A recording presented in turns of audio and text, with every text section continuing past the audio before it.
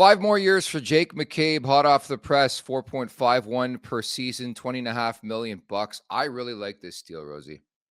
Yeah, it's nice. This day and age, the numbers just keep climbing and climbing and climbing, and that's like it's a good indicator of how the league's doing, and the cap's going up, so these numbers are going up. But this guy seems like that's a solid little number, 4.5. I think he's worth it. The term, he's 30, 31 years old.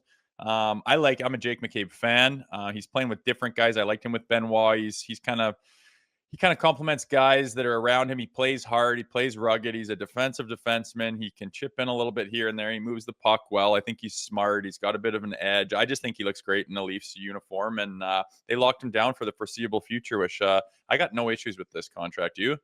No, I don't. Like, I've maintained from the beginning, if the number makes sense, go ahead and make the deal, because how often have we been talking the last couple weeks, couple months about trying to have as much cap space as possible to reimagine your roster if you need to do that after this season. But I think that cap hit's way too good to pass up. Like, I do feel like Jake McCabe left some money on the open market. If he were to go to open market, I think he's getting more than 4.51 million per season. And I think you look at that deal from the Leafs perspective, how do you not sign him to that extension? It would take him 32 to 36. I think he's the type of guy, he's a glue guy in the back end. Hard Rock off to a really, really good start. He's coming off a deal that paid him $4 million per season. Like, he didn't ask for the world. And I think both sides realized that. And that's why a deal came together really quickly here. Yeah, and it shows he likes being here, believes in the team, wants to be here long term.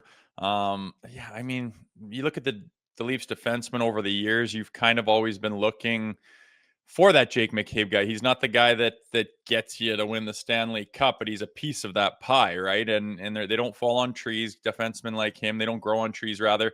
And he's not breaking the bank. It's just, there's nothing about it that, I don't know. I'm going to wheel through Twitter later, and I can't imagine there's too many naysayers about this thing. If you want to let him go and not pay him that, then who the hell are you looking for, you know? Well, that's exactly it, right? The moment you lose a Jake McCabe, you're looking for a Jake McCabe. My concern was like the price tag, but then this deal goes down, and I'm like, I feel really comfortable with Jake McCabe at 4.51 million bucks for the next 5 seasons. Like, I really do. As mentioned, I guess he'll be in his 36th year in the final year of this contract, but still, I think it takes him through some core years, some strong years. I think he's a good skater. I like how physical he plays. Like, I just think he's a good fit for this roster, and I think it's an impeccable piece of business to get him in at that price.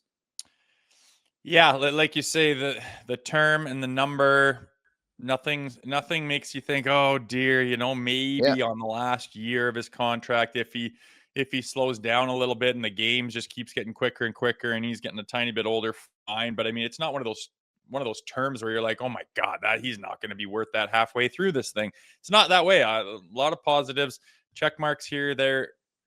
Term, money, player. I just like it all. And I think that it was kind of a no-brainer. And it's nice that they're not in a deadlock and he expects to get 6.5 or something like that. And it's like, come on, guys, no one's even close here. It like I said, he seems like he wants to be here. He believes in the team, signs on that line, a little bit of a raise, but nothing crazy. Kind of locks him up through the end of his career, most likely. And it's good for him, a good day for him. And I think the Leafs are going to benefit from it too. Like you say, if you don't have Jake McCabe, you're looking for a Jake McCabe. So it's a no-brainer.